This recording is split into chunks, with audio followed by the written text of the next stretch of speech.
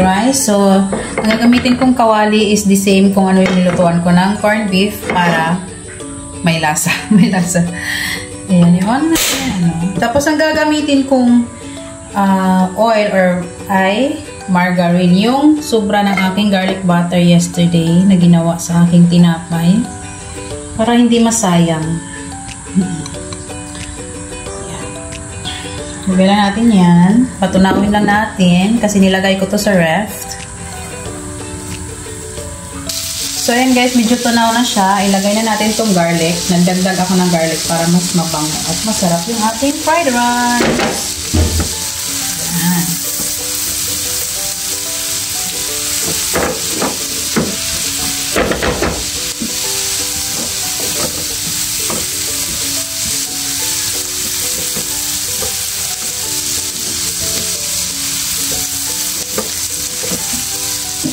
Sa tingin nyo guys, napakaraming butter or margarine kasi I like more margarine.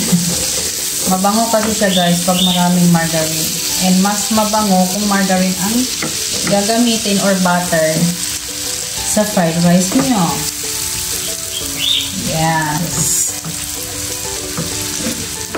Hindi na ako maglagay ng itlog dito guys kasi bigli gastos na tipid nga tayo eh. Diba? Yan. Ipa-golden brown lang natin yung ating garlic. Saka natin ilagay yung ating ibang sahog. Ayan, maglalagay lang ako ng chili garlic sauce or chili garlic. Ayan. Yan guys, nasunog na yung aking garlic. Yan, nilagay ko lang siya ng chili tapos itong gulay natin. And then, ilagay na din natin itong rice para hindi na masunog lalo yung ating garlic. Nagmamadali na si Inday kasi sunog na. Nilagyan ko siya ng sili guys para may sipa yung ating fried rice. Ay, tumalon. Maliit itong kawali na naanuhan ko guys, nalutuan ko. Hinaan ko lang yung apoy para hindi masunog lalo. And now, lagyan natin siya ng kaunting magic syrup. Magic syrup lang yung panglasa natin guys kasi yung margarine may lasa na yon. Pati yung chili garlic sauce natin may lasa. So, magic syrup na lang okay na. So, i-mix lang natin hanggang sa well combine talaga yung ating sahog. Wow, bango.